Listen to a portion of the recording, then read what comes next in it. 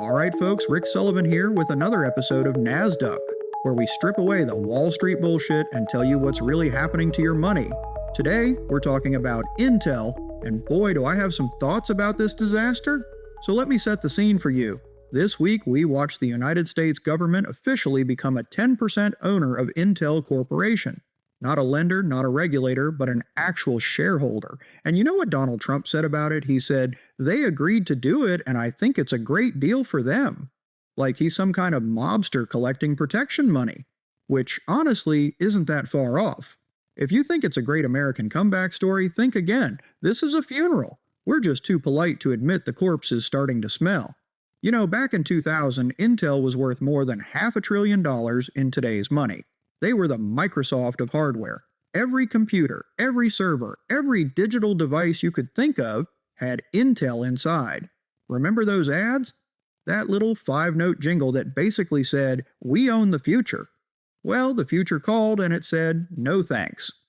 Today, Intel's worth about $110 billion. For comparison, NVIDIA, their neighbor in Silicon Valley, is worth over $4 trillion. That's not a typo. 4 trillion with a T. What happened? Intel got high on their own supply. They thought they were too big to fail, too smart to be disrupted, too American to be beaten by some upstart competitors. Sound familiar? It should, because that's the same arrogance that brought down every empire in history. Let me walk you through this slow-motion train wreck because it's a masterclass in how capitalism eventually eats itself. First, let's talk about the business because the numbers don't lie even when the executives do. Intel reported a 22% loss margin in their most recent quarter. So for every $100 of stuff they sell, they lose $22. That's a charity with really bad accounting. Their cash flow is what financial analysts like to call a black hole. They're burning through billions of dollars every quarter with no end in sight. Now, you might ask, how does a company that loses money on every sale stay in business? Well, that's where it gets interesting, and by interesting, I mean completely fucked up. Intel has become a government jobs program disguised as a corporation. The CHIPS Act, you remember that thing Congress passed in 2022? It basically decided that America needed a domestic champion in semiconductors for national security reasons. And since Intel was the only American company left standing in this space, they got picked to be the chosen one. Even though they've been getting their ass kicked by everyone from Taiwan Semiconductor to AMD to Apple. Here's what really happened. Intel's management spent the 2010s jerking themselves off about how smart they were while the world moved on without them. They missed the smartphone revolution completely. While Apple and Qualcomm were figuring out how to make chips that could run a computer in your pocket for 12 hours on a single charge, Intel was still making desktop processors that could heat your house in winter. Then came the AI revolution, and guess what? Intel missed that too. NVIDIA ate their lunch, their dinner, and took their girlfriend. By 2023, NVIDIA's data center revenue was larger than Intel's entire company revenue. Think about that. A company that was basically making graphics cards for gamers 15 years ago now owns the entire future of computing. But wait, it gets worse. Intel's manufacturing, the one thing they were supposedly world-class at, turned into a dumpster fire. Their 10-nanometer process took them nearly a decade to get working, and by the time they did, Taiwan Semiconductor was already 3 generations ahead.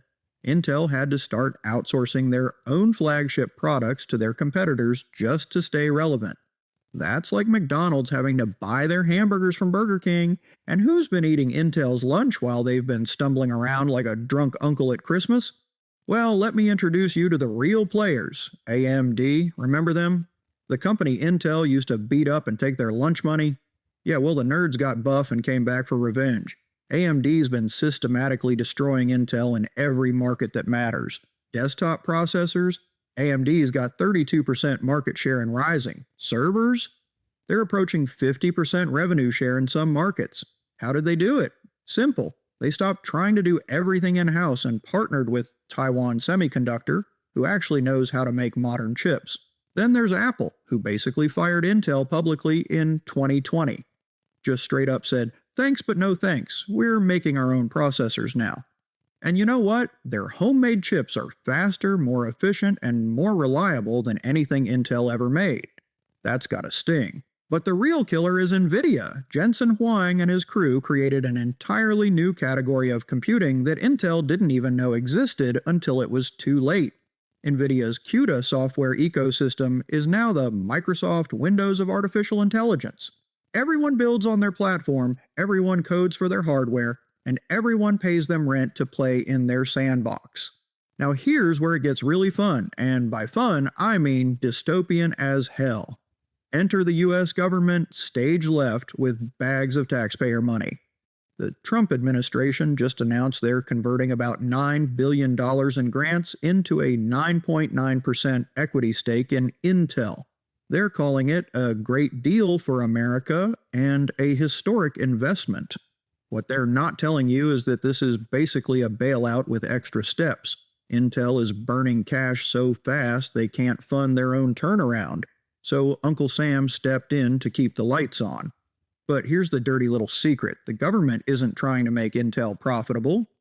Not really. What they're trying to do is keep Intel American. There's a big difference. See, Taiwan makes most of the world's advanced semiconductors, and if China decides to take Taiwan back by force, suddenly America's entire tech industry is fucked. So the government looked around and said, what American company can make advanced chips? And the answer was, well, Intel used to. So now we have this weird hybrid creature, part private company, part government entity. The government says they won't interfere in operations, they won't take board seats, they'll just be passive investors. Right? And I'm sure they'll never use that 10% stake to influence company decisions. Just like they never interfere in anything else, right? You want to know what this really is? It's socialism for the rich and capitalism for everyone else. Intel gets to privatize profits if they ever make any again, but they get to socialize their losses by dumping them on taxpayers. Meanwhile, if your small business fails, you get bankruptcy and maybe food stamps if you're lucky. And speaking of taxpayers, let's talk about what this great deal actually costs. The government is paying $20.47 per share for stock that was trading at around $21 when they announced the deal. So they're getting a tiny discount for taking a massive risk on a failing company. Compare that to some of Intel's other recent investors. SoftBank just bought a 2% stake for $2 billion. At least they're private money betting their own cash. But the government? They're betting your cash. Your tax dollars are now funding Intel's Hail Mary attempt to catch up to competitors who are already 3 steps ahead.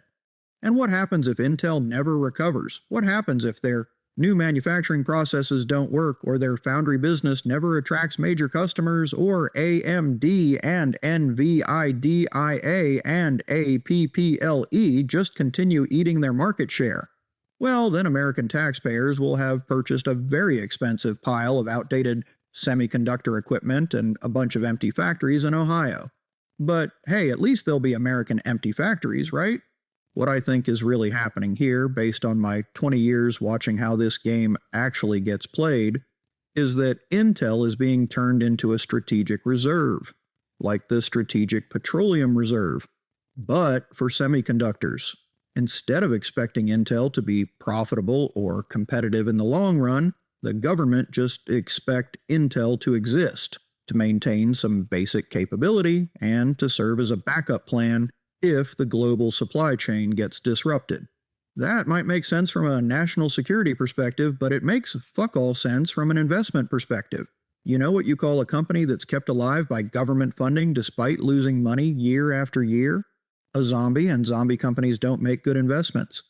Now I know some of you are thinking, but Rick, what if they pull off this turnaround?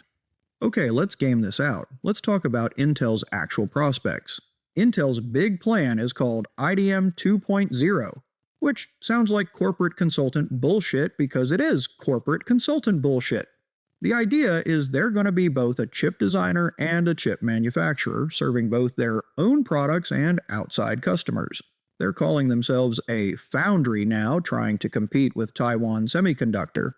Here's the problem with that plan. Taiwan Semiconductor has been perfecting the foundry business for 30 years. They've got the best technology, the best yields, the best customer relationships, and the best track record. Intel is essentially saying we're going to learn to be plumbers by competing with master plumbers who've been doing this since we were in diapers. Intel's promised to catch up technologically by 2025 with something they call 18A, their next generation manufacturing process. But they already missed their last several technology milestones. They had to cancel their 20A process entirely and are now outsourcing their flagship products to Taiwan Semiconductor. That's like Ford announcing they're going to build the best engines in the world while buying their current engines from Toyota. And who are these foundry customers going to be? The same companies that Intel competes with in the market. You think Apple is going to trust Intel to manufacture their processors when Intel is also trying to beat Apple in the AI chip market? You think NVIDIA is going to share their technology secrets with Intel when Intel's trying to destroy NVIDIA's AI monopoly? This is what we call a conflict of interest, and it's baked into Intel's entire business model. Taiwan Semiconductor doesn't have this problem because they only manufacture. They don't compete with their customers. Intel is trying to be both Switzerland and Germany at the same time, and that shit doesn't work in practice. But let's say, hypothetically, that Intel pulls a rabbit out of their hat. Let's say their 18A process actually works. Their foundry business actually attracts customers, and they actually start making money again. What then? Well, then you've got a company with about $110 billion in market cap that might eventually return to profitability. Compare that to NVIDIA at $4 trillion or even AMD at $150 billion, and you can see that even success might not be that rewarding for investors. The upside is capped by the fact that Intel is starting from so far behind. And that's the best case scenario. The worst case scenario is that Intel continues burning cash, their technology roadmap continues slipping, their competitors continue gaining market share, and the whole thing turns into a slow-motion liquidation funded by taxpayers. So what should you do if you own Intel stock? Well, that depends on what kind of investor you are and how much you like gambling. If you're a long-term investor who believes in American industrial policy and thinks the government will keep Intel alive no matter what, then maybe you hold and hope for the best. The government ownership does provide a floor. They're not going to let Intel go bankrupt completely, but providing a floor isn't the same as providing a ceiling, and the ceiling looks pretty low from here. If you're looking for growth, look elsewhere. Even if Intel succeeds, they're playing catch-up in mature markets. The real growth is happening in AI, autonomous vehicles, renewable energy, biotechnology, areas where Intel is either absent or irrelevant. If you're looking for income, Intel used to be a decent dividend stock, but they slashed their dividend by 66% in 2023, and there's no indication when or if it's coming back. If you're looking for value, well, that's the million-dollar question. Is a company with negative margins and negative cash flow undervalued at $110 billion? That depends on whether you think they can turn it around, and frankly, the evidence isn't encouraging. My take, Intel is a political asset masquerading as an investment opportunity. The government needs Intel to exist for strategic reasons, so Intel will exist, but needing something to exist isn't the same as needing it to be profitable, and it's definitely not the same as needing it to generate returns for shareholders. What really pisses me off is that they're getting bailed out while millions of small businesses that actually serve their communities get to fail and disappear without a trace. Your local restaurant that couldn't survive COVID lockdowns? Too bad. Your neighborhood bookstore that got crushed by Amazon? Tough shit. Your family farm that can't compete with industrial agriculture? Nobody cares, but Intel, a corporation that paid their executives hundreds of millions in bonuses while losing billions of dollars, gets a taxpayer-funded lifeline because they're strategically important. This is how oligarchy works in practice. The big players get socialized risk and privatized reward, while everyone else gets to eat whatever scraps fall from the table. And we're all supposed to pretend this is free market capitalism working as intended. But it gets worse because Intel is just the beginning. The government is now directly owning pieces of private companies as a matter of policy.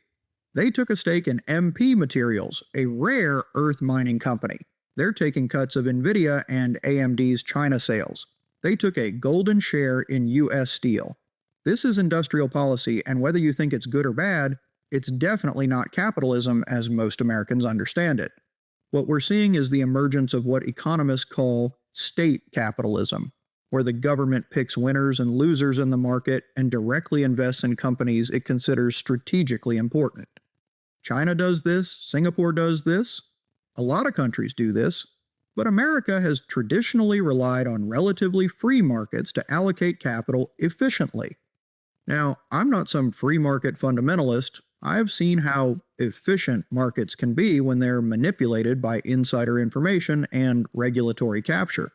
But I'm also not excited about politicians deciding which companies deserve taxpayer funding based on national security theater and corporate lobbying. Because let's be honest about what happened here. Intel got government backing because they're American, they're big enough to matter, and they have enough political connections to get their hands in the till. Not because they're the best chip company, or because they have the best technology, or because they're the most efficient use of taxpayer money. Meanwhile, there are probably hundreds of smaller, more innovative semiconductor companies that could use that same $9 billion to actually advance technology and create jobs. But they don't get considered because they don't have former CIA directors on their boards and they don't employ armies of lobbyists in Washington. This is how you get an economy where innovation dies and incumbency rules, where being too big to fail becomes more important than being good at what you do, where political connections matter more than technical competence. And you know what the really fucked up part is? It might actually work. Not because Intel becomes competitive again, but because the government can force other companies to use Intel's services through regulations, defense contracts, and economic pressure. Imagine if the government decided that any company wanting to do business with the federal government had to use American-made chips. Suddenly, Intel's foundry business looks a lot more attractive, not because they're better, but because they're required. That's not competition, that's coercion with extra steps. Or imagine if the government decided that Chinese manufactured chips were a national security risk and banned them from critical infrastructure. Suddenly, Intel's expensive, lower performance chips become viable not because they're good, but because they're the only option left. This is how state capitalism works. No need to beat your competitors, you get the government to kneecap them for you. And while that might be good for Intel shareholders in the short term, it's terrible for everyone else because it means we get worse technology at higher prices, all subsidized by our own tax dollars. Look, I get the national security angle, I really do. Taiwan is in a precarious position, China is increasingly aggressive, and having some domestic chip manufacturing capability probably makes sense from a strategic perspective. But let's be honest about what we're doing and what it costs. We're not creating a competitive chip industry or fostering innovation, nor are we protecting free markets. We're creating a strategic reserve that happens to be organized as a for-profit corporation. We're propping up an incumbent that already proved it can't compete. And we're replacing market competition with political allocation. And the people who pay for this? Working Americans whose tax dollars fund Intel's bailout while their own communities get decimated by economic policies that favor capital over labor, shareholders over stakeholders, and corporations over citizens. So, what would a real industrial policy look like? It would focus on education, infrastructure, and basic research that benefits everyone, not just politically connected corporations. It would invest in community colleges teaching advanced manufacturing, not golden parachutes for failed executives. It would fund public research that gets shared openly, not private IP that gets hoarded behind patent walls. But that's not how this system works. This system works by privatizing gains and socializing losses, by turning taxpayers into unwilling venture capitalists for companies that couldn't raise money from actual investors. And the media. The media calls it a historic investment and a great deal for America because they're either too lazy to understand what's really happening or too dependent on corporate advertising dollars to tell the truth. So where does this leave investors? Well, it depends on what you think comes next. If you think the government is going to continue picking winners and losers in the market, then maybe you want to own shares in companies that are too big to fail and too connected to ignore. Intel might fit that description. If you think this whole thing is unsustainable and eventually market forces will reassert themselves, then maybe you want to bet against zombie companies propped up by political money and instead invest in companies that actually have to compete and innovate to survive. If you think we're heading toward more state involvement in the economy, whether you call it socialism, fascism, or just pragmatic industrial policy, then maybe you want to position yourself accordingly. But if you're just trying to build wealth for your family and retirement, then maybe you want to avoid companies whose business model depends on political favoritism and instead focus on companies that solve real problems for real customers at competitive prices. Here's my advice, for what it's worth. Don't buy Intel expecting a miraculous turnaround. Don't buy Intel expecting innovative technology. Don't buy Intel expecting competent management or competitive advantages. If you buy Intel, buy it as a hedge against geopolitical chaos and economic nationalism. Buy it because you think the government will force other people to use Intel's products. Buy it because you think taxpayers will continue funding Intel's operations regardless of performance. In other words, don't buy Intel as an investment in capitalism. Buy it as an investment in crony capitalism. And if that makes you uncomfortable, if you'd rather invest in companies that succeed because they're good at what they do rather than because they're good at working the political system, well, then maybe Intel isn't for you, but Intel is a symptom of something much bigger that's happening to our economy and our society. We're moving away from market competition and toward political allocation. We're moving away from creative destruction and toward zombie preservation. We're moving away from meritocracy and toward oligarchy. And the people who benefit from this transformation are the same people who always benefit. The wealthy, the connected, the ones who can afford lobbyists and lawyers and political donations. The people who pay for it are the same people who always pay. Working families who see their taxes go up, their services go down, and their opportunities disappear. This is what happens when capitalism becomes so concentrated that a few giant corporations become too big to fail and too important to ignore. They stop competing, innovating, and serving customers. Instead, they extract, they lobby, and they serve themselves.